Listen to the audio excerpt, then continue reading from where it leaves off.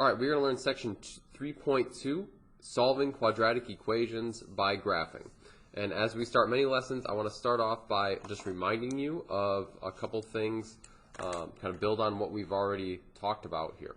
So solving equations by graphing, we did this in section 7 of chapter 2.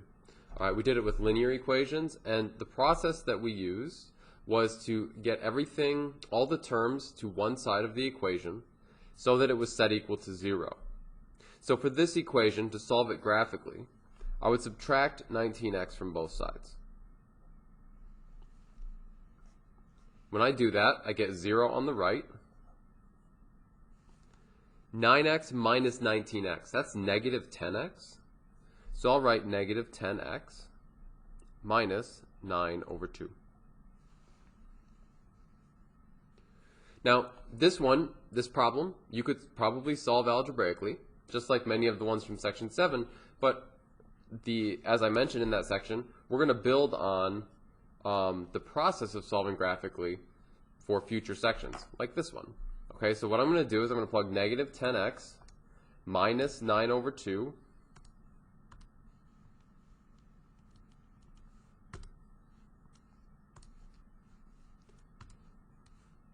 into my calculator. I'm going to graph it. And then I'm going to find that x-intercept. That's the solution. So I'll do second, calc, 0. I'll pick a point to the left, so maybe like negative 2. Hit enter. I'll type in a point to the right, so maybe like positive 2. Hit enter. And then I will have, I'll have to take a guess, which doesn't really matter because there's only one intercept, so I'll just hit enter again. Whoops, I broke it. Let's try that one more time. 0, and so I want negative 2, 2, and then I pick a point close to the 0. There we go.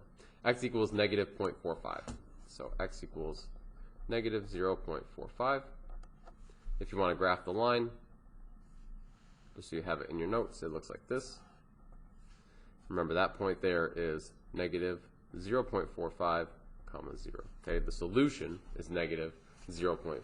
All right, now I want to take this same reasoning and apply it to an equation that's more complicated. So this equation here is x squared minus x minus 6, a quadratic equation.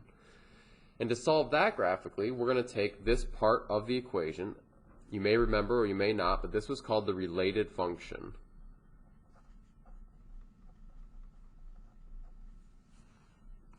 That was called the related function, and we are going to graph this and again look for the x-intercepts. Those will be the solutions.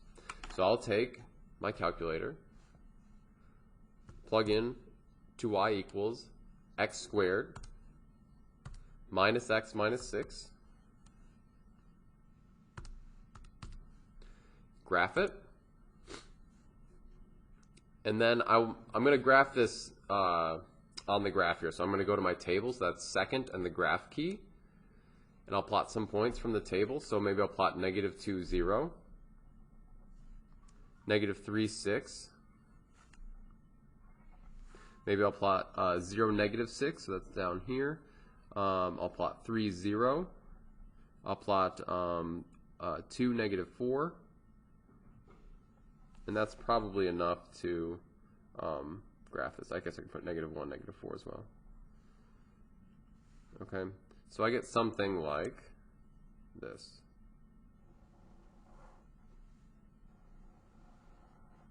Okay, but what I'm looking for here is I'm looking for the x-intercepts. That's where the solutions will show up graphically. So I see here that they're at x equals negative 2 and x equals 3. So that's it. I've solved the solution. I've solved the problem. X equals negative 2 and x equals 3.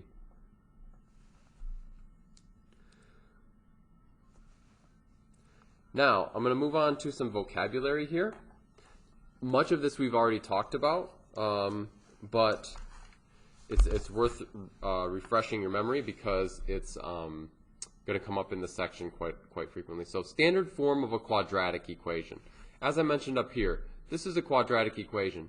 And what makes it quadratic is that it has an x to the second power term in the equation somewhere. X squared, 5x squared, negative 18x squared, some x squared term in the equation. Standard form of a quadratic equation looks like this. Y equals ax squared plus bx plus c, where a, b, and c are just numbers. Okay, so those are called the coefficients.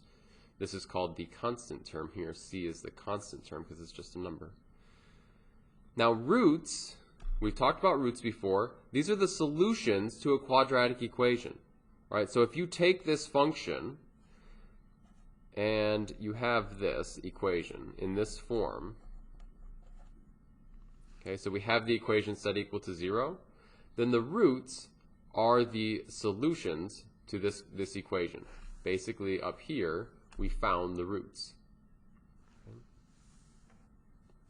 The zeros are the values that make the quadratic function 0. So the roots and the zeros, these are going to be the same number. Okay, they're talking about slightly different things, but for our purposes in Algebra 2, when you see roots and zeros, you're thinking basically equivalent things. These are the same number in a problem. So here, the roots are negative 2 and 3, and the zeros of the function are negative 2 and 3.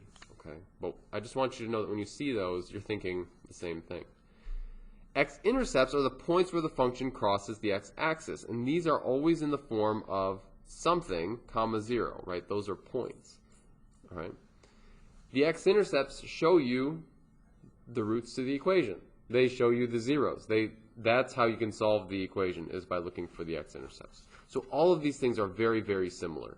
And so when you see them, be thinking, if you forget what zeros are, be thinking, okay, I'm going to look for x-intercepts.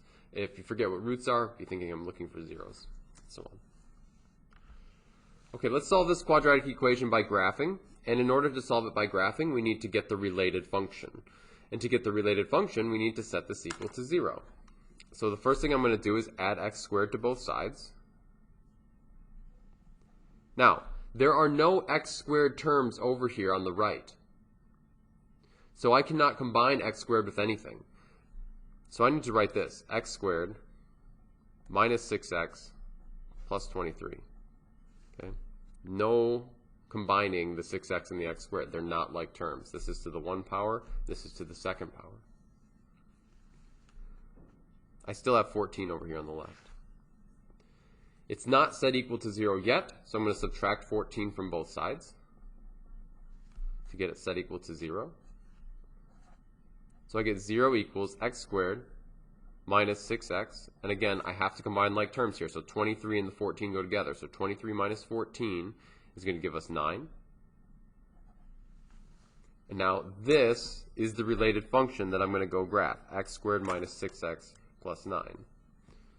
So in here, I'm going to type in x squared minus 6x plus 9. And then I'm going to be looking for, I'm trying to solve this, so I'm looking for the zeros of the function, which show up as x-intercepts. So just looking here, I can see that there's one solution, and it's x equals 3. If you want the graph just for your own, for your notes here, you can just kind of quickly sketch it here, like this. Yeah, I think it's actually more narrow than that. But anyway, the idea is that the solution is there at the x-intercept. Okay. So this leads us into the different types of solutions you can have for a quadratic equation. So you can have one real solution, and that happens when the maximum or minimum touches the x-axis, just touches it in one spot. You can have two real solutions. That's what we looked at in the first example. We have these two x-intercepts when you graph the related function. And last, you can have no real solution. So you could have a quadratic that doesn't intersect the x-axis at all. That would be no solution. So that's a possibility as well. All right, we'll do a couple little word problems here.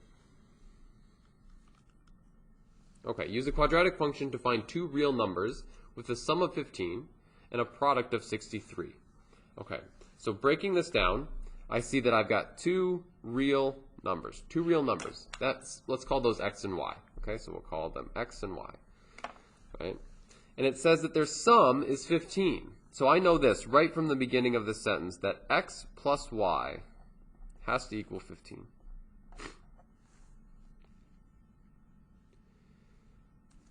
I also know that their product is 63. So I also know that x times y has to equal 63.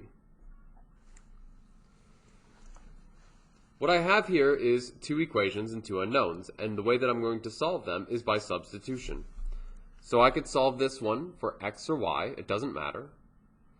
I'll choose to solve for y, so I'm minus x, and I get y equals 15 minus x. Excuse me.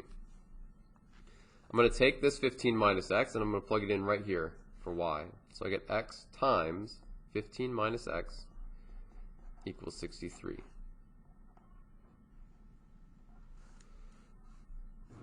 Now, I want to solve this equation.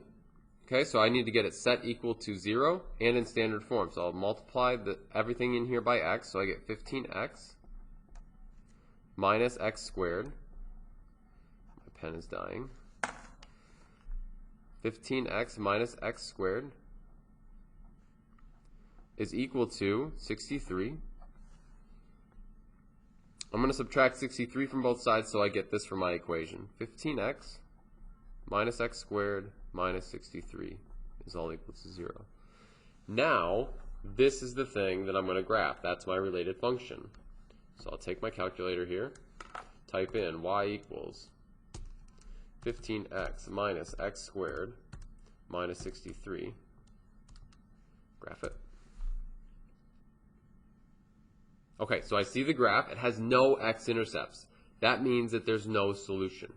That means that there is no combination of real numbers that will give you a sum of 15 and a product of 63. So this is no solution.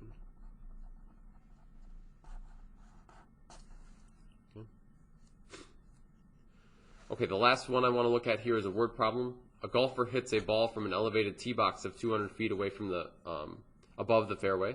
The ball's height above the fairway is modeled by negative 16t squared plus 28t plus 200. How long will it take the ball to hit the fairway? Okay, so what we're going to do is take this height function and we're going to graph it. Okay, graphing calculator is our friend in this section. So I'm going to take negative 16x squared. Just in place of t, I'm going to put x. Plus 28x plus 200. I'm going to graph that. And I can't see the graph. I can't see like most of the graph because look at it's going up to 200. So I want to go at least to 200, probably higher than that. So I'm going to go to my window. I want to change the y maximum. That's how high the graph or how high the window looks. So I'm going to change that to maybe 300. Graph it. Now I can see the entire graph here. How long will it take the ball to hit the fairway? Well, to answer that question, I want to sketch this graph first so it's in your notes. Okay? It doesn't have to be super precise. We can see that at 0 it's at 200. I'm not super concerned about that. Well, basically what we have is a graph that goes and does something like this and comes down just before the 5. Just before 5.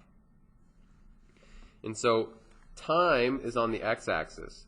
And so the amount of time it will take the ball to hit the fairway is the amount of time it takes to get from time equals 0 to, again, if this is, I guess I didn't mention this, but if height is on the y-axis, then it's the amount of time it will take to get from the height that it starts off at to the ground, right? This height equals 0 here is the ground. So basically, how long is that gap right there? Okay. Well, that's just the x-intercept. That's the 0. So do second, calculate 0. I'll pick maybe like 2 for the left bound. I'll pick 5 for the right bound. You can see that the 0, or the intercept there, is in between the lines. Take a guess, and I get that it's at 4.52 seconds. Okay, so it will take 4.52 seconds to hit the ground. And that's pretty much it for section 3.2. That should cover most of the problems that you'll deal with.